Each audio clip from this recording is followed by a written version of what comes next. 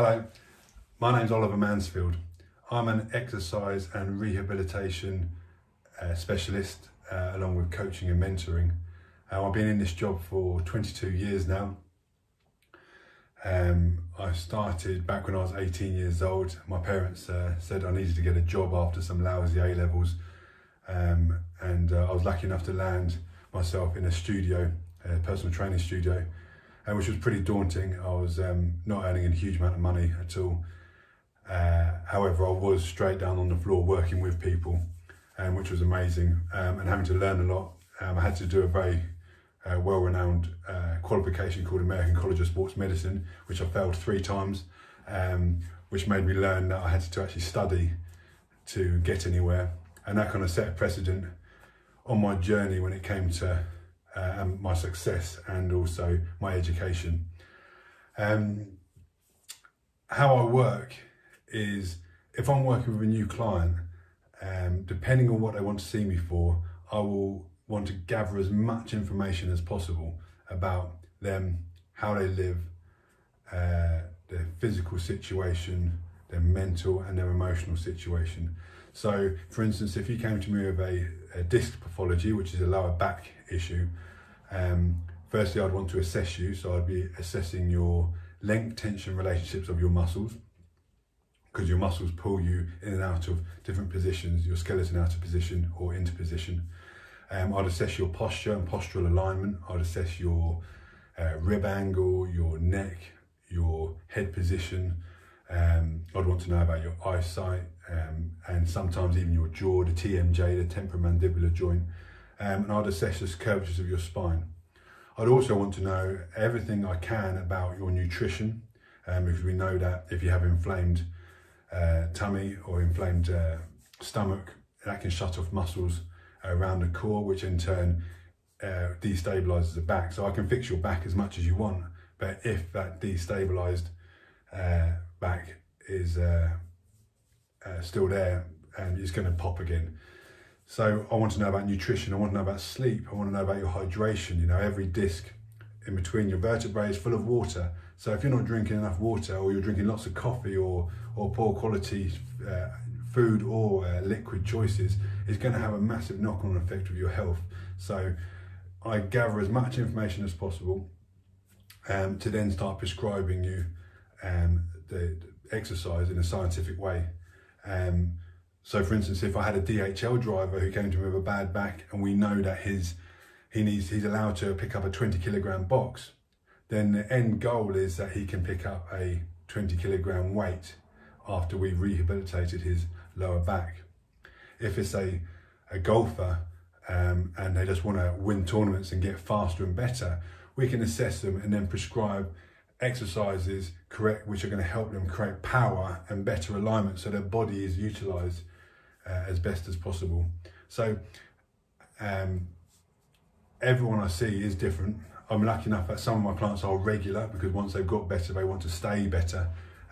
So they're often easier because we are always focusing on, we know what's going on with them, and it's just about where we're going to next, how we're trying to improve. Is it pre-season or post-season, or is it a case of we're getting fitter for a wedding, or we've got a new job or a job interview coming up. So it's just about listening, understanding, and understanding what the client wants.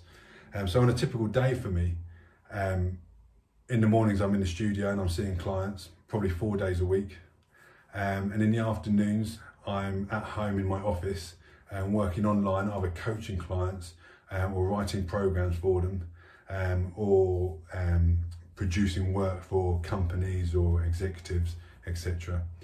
I work now with a lot of coaching as well, which is a bit different to training. However, it's vitally important for training, because you'll find that when you're working with someone in the exercise industry, is that they're going to want to talk about themselves, and they're going to want to talk about their problems and their issues. So you're going to so you're going to be coaching without you even knowing about coaching. You're going to hear their problems, you're going to hear their trials and tribulations, and you will hear their successes as well. But you're going to be there for them on a multitude of levels. So when I'm working with clients in the afternoon, it might be they're an executive who's got huge stress levels because of their job, but also because of how they're then treating their body. So they might be suffering with adrenal fatigue, which is the adrenal glands which gives us energy.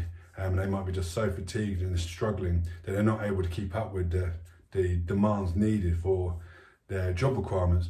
So by helping prescribe them the right sets of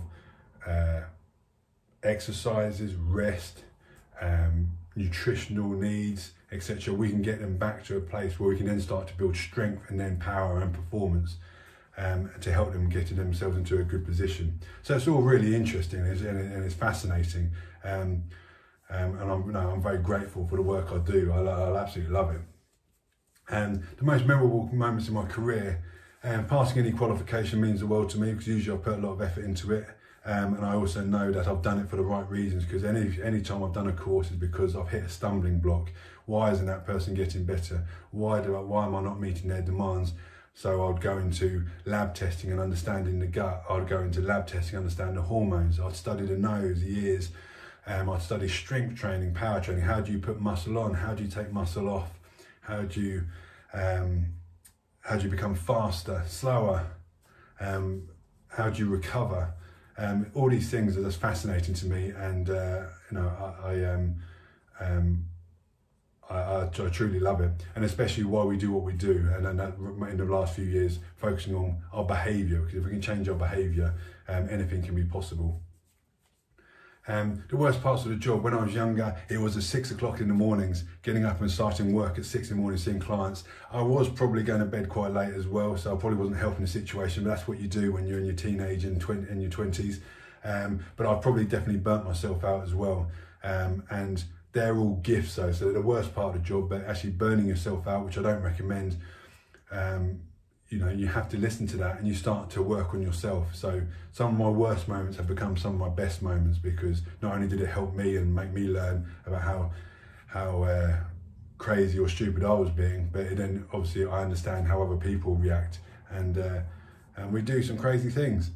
And the best part of my job would be the thank yous, the messages of gratitude, the successes, hearing someone, a young man or woman, feeling empowered, attractive, breaking an addiction, getting stronger, winning the tournament.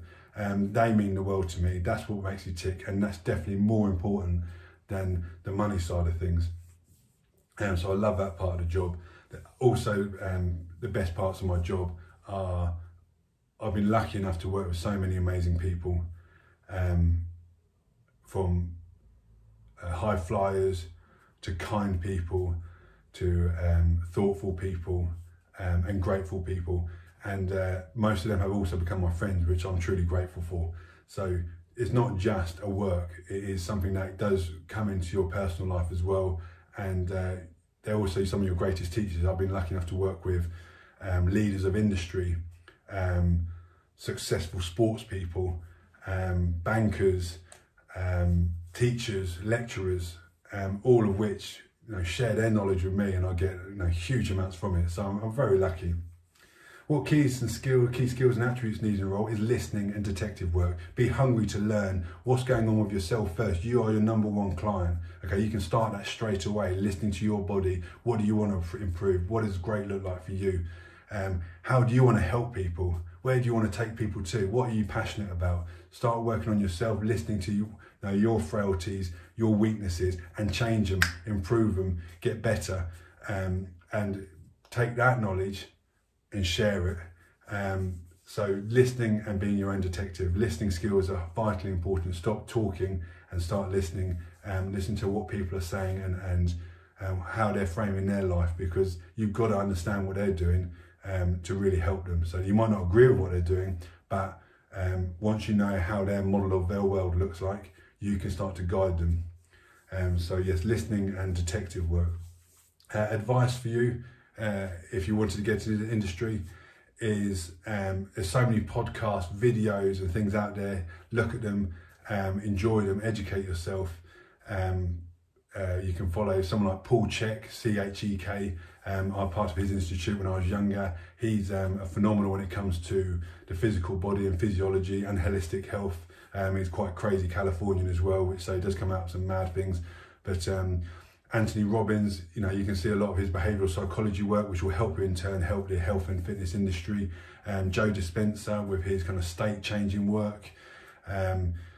Charles Poliquin with his strength training. There's lots of things out there, so just enjoy it, get involved, make yourself your first client, and most importantly, let's get people healthy and fit and happy and enjoying life, because most people are doing the opposite, and that's my passion.